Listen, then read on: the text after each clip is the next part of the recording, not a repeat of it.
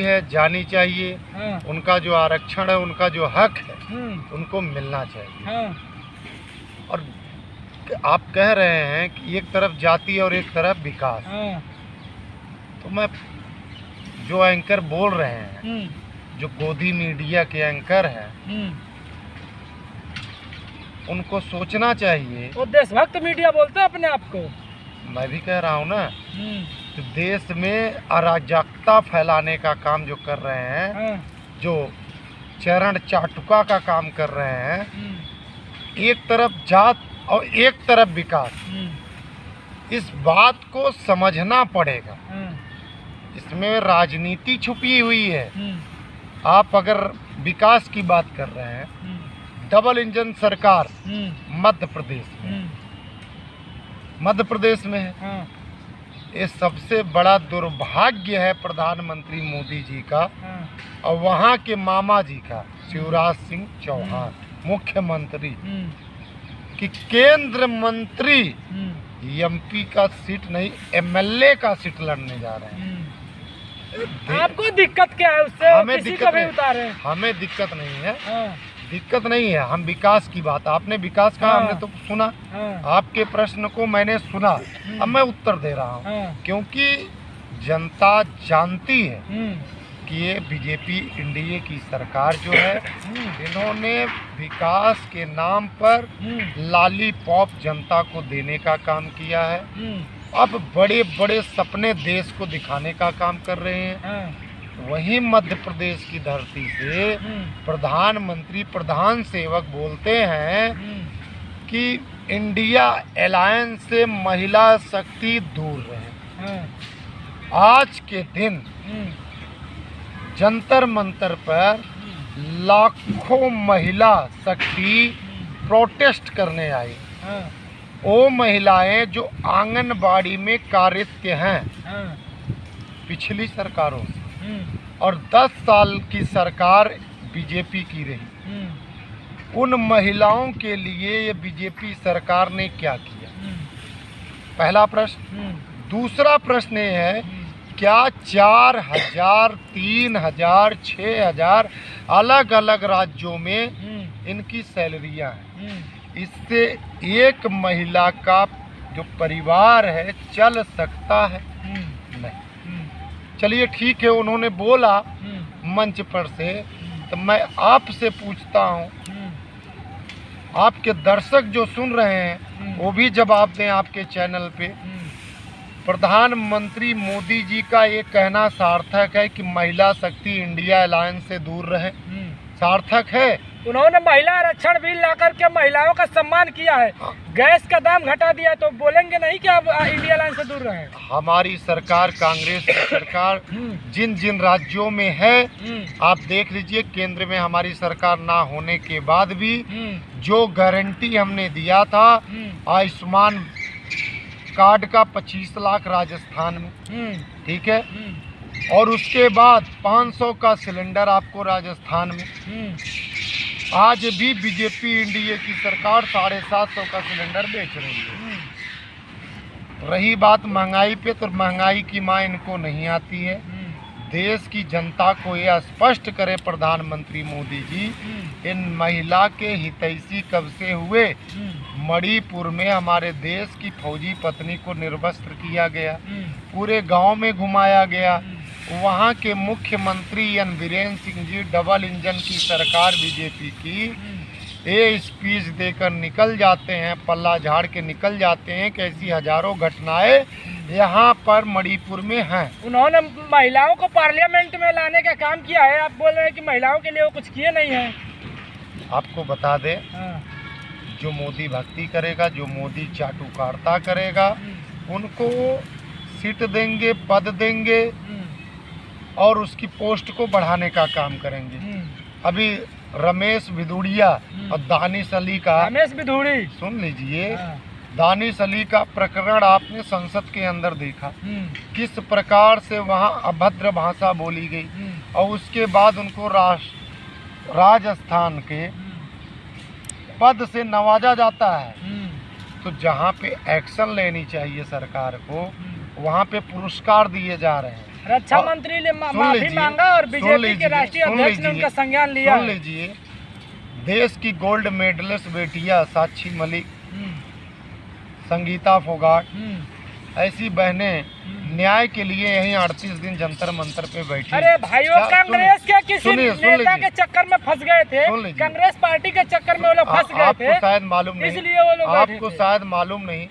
इस प्रोटेस्ट का खुद साक्षी मलिक सत्यव्रत सामने आकर जनता के सामने बोले कि बीजेपी के ही द्वारा नेता जो हैं हरियाणा के, उनके माध्यम से पार्लियामेंट थाना में परमिशन लिया गया, उसके बाद वो प्रोटेस्ट पे बैठे, ठीक है, लेकिन क्या उनको न्याय मिला?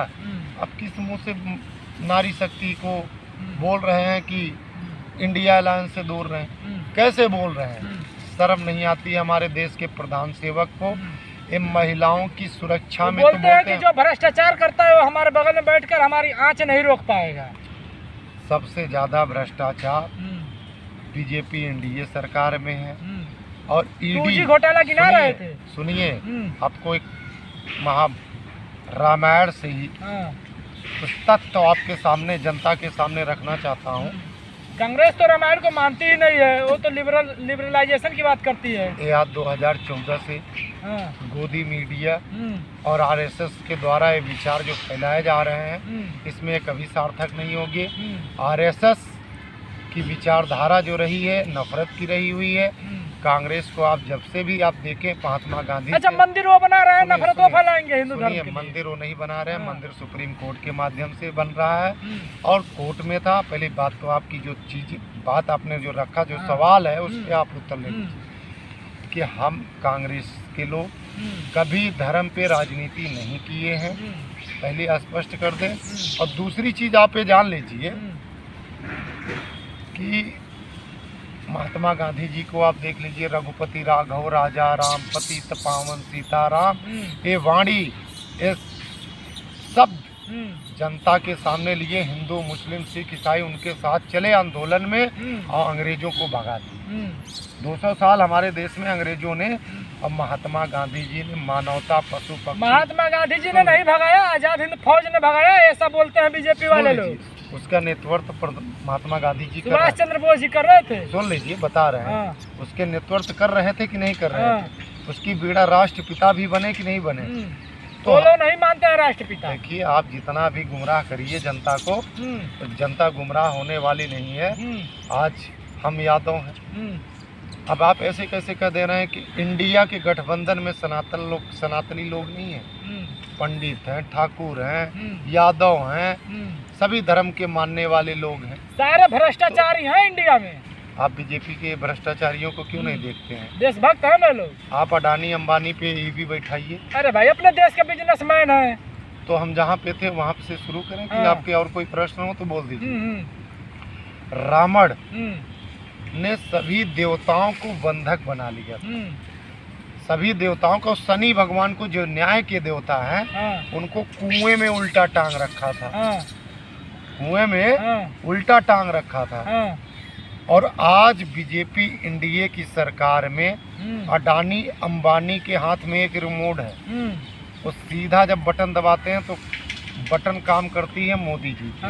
और जब मोदी जी बटन दबाते हैं तो हमारे देश की जो सभी राष्ट्रीय विभाग हैं उस पे काम करते हैं। क्योंकि जितने भी हमारे राष्ट्रीय विभाग हैं उनके ऊपर कब्जा मोदी का है, उनको आजाद नहीं किए। अच्छा, वो लोग कार्रवाई करते हैं तो आप बोलते हैं कि मोदी जी भाई हम करें, कब्जा है, हम करें। अगर अभिषेक शर्मा को ले जाते हैं तो मोदी जी कर रहे हैं। हम युवा, आप पूरे देश में देखिए आवाज उठा रही है, सरकार से प्रश्न पूछ रही है। बहुत बड़ा कारण पूरा युवा मोदी मोदी कर रहे हैं। ये आपकी गलतफहमी है। 2024 में देश की जो हवा है विपरीत हो गई है। प्रधानमंत्री मोदी जी को पता लग गया है। और तो इसी प्रकार से अगर ईवी, इनकम टैक्स, जितने भी विभाग हैं, मैं पूछना चाहता हूँ, ईडी हो चाहे जितने भी विभाग हो, मैं स्पष्ट करता हूँ, मणिपुर 6 महीने से जल रहा है। वहाँ पे ये क्यों नहीं जनता के सामने एक्सपोज करते हैं कि इस कारण से ये चीजें अरे हुई। मणिपुर पर नाम सुन बोल ले, दिया, उनका जान सुन क्यों ले, लिया है सुन मणिपुर ले, पे, और सुन कुछ ले, उनका विकास सुन नहीं ले, दिखता है आप सुन ले। लोगों को। अडानी अंबानी के पास इतने पैसे कहाँ से आ रहे हैं कि रेल, वेल, सेल, एयरपोर्ट, सारी राष्ट्र संपत्ति को खरीद रहे हैं। इस पे चर्चा क्यों नहीं करते हैं? देश की आर्थिक व्यवस्था कहाँ पे पहुंच रही है, इस पे चर्चा क्यों नहीं करते? आज सुन लीजिए, सुन लीजिए, आज अडानी और अंबानी के अनगिनती चैनल हैं, दिन रात सिर्फ नफरत का एजेंडा फैला रहे हैं। उस पे सरकारी विभागें क्यों नहीं कार्रवाई कर रही? आपको सुप्रीम कोर्ट में विश्वास है? सुप्रीम कोर्ट पे आ गए ना। अब सुप्रीम कोर्ट में विश्वास है कि नहीं है? सुन लीजिए, अब उस पर सुप्रीम कोर्ट की ही बात करने जा रहा था और आपके मुंह से निकल गया। DY चंद्रचूड़ जी सुप्रीम कोर्ट से फटकार लगाए थे कुछ दिन पहले, आप न्यूज पे देख लीजिए, आपको मिल जाएगा। उन्होंने खुद कहा कि आज नेशनल मीडिया पे कुछ एंकर लोग ऐसे हैं जो समाज में अराजकता फैला रहे हैं और जो सत्य को झूठ और झूठ को सत्य करने का काम कर रहे हैं, जिससे देश का माहौल विपरीत हो रहा है। और ऐसे लोगों के ऊपर दंड के रूप में 1 लाख रुपए तक का जुर्माना भी रखे थे। ठीक है, और जुर्माना हुआ? सुनिए मेरी बात। और मैं इंडिया अलायंस के सभी राष्ट्र अध्यक्षों का धन्यवाद करता हूँ। 14 एंकर जो देश का माहौल खराब कर रहे थे, उनका बहिष्कार किया। और लोग कांग्रेस की बातें नहीं कर रहे थे, कांग्रेस की कमियां बता रहे थे, इसलिए आप लोग बोल रहे हैं। सरकार के अच्छे कामों को बता रहे थे, इसलिए आप लोगों को दर्द हो रहा है। आज आपको बता दें, ईडी द्वारा एक पत्रकार या 2 पत्रकार के ऊपर जो छापे चल रहे हैं, आज आप जंतर मंतर पे देखे होंगे, वहाँ हजारों के संख्या में पत्रकार प्रोटेस्ट करने आए। क्यों आए? सबसे बड़ा प्रश्न तो ये है। और जब इंडिया अलायंस 14 एंकरों का बहिष्कार करते हैं, कोई जमीन पे नहीं उतरा। किसी का नेता होगा, अगर सरकार पे अंगुली उठाएगा, सरकार से प्रश्न करेगा। आप संसद के अंदर देख लीजिए, कठमुल्ला है, आतंकवादी है, ठीक है, और EB, ED, इनकम टैक्स, तरह तरह के विभाग आप बैठा रहे हो। अगर वो आपकी बात नहीं सुन रहा, आप डरा धमका रहे हो, और नहीं तब भी सुन रहा, उठा के जेल में डाल रहे हो। ये तानाशाही बहुत हुई, ये तानाशाही बहुत हुई। ठीक है, 2024 जो देश विरोधी काम करेगा उसके ऊपर कार्रवाई नहीं चाहते हैं, नहीं होगी। सुनिए, हमारे देश के किसान जब प्रोटेस्ट कर रहे थे, जब नया कानून ले आके थोप दिए, जब उस प्रोटेस्ट में बैठे 750 किसानों को मार दिए, तो देश हित का काम मोदी जी कर रहे थे, वो चौकीदारी का काम कर रहे थे। कितनी कहानियां इन्होंने बना दी है। अगर हम कहते रह जाएंगे ना, तो 2 दिन लग जाएंगे, 2 दिन लग जाएंगे। देश की जनता ने तय कर लिया है, मन बना लिया है कि 2024 में ये बीजेपी NDA सरकार को उखाड़। चलिए, पूरी बातचीत पर आप अपनी प्रतिक्रिया हमें कमेंट बॉक्स में दीजिएगा।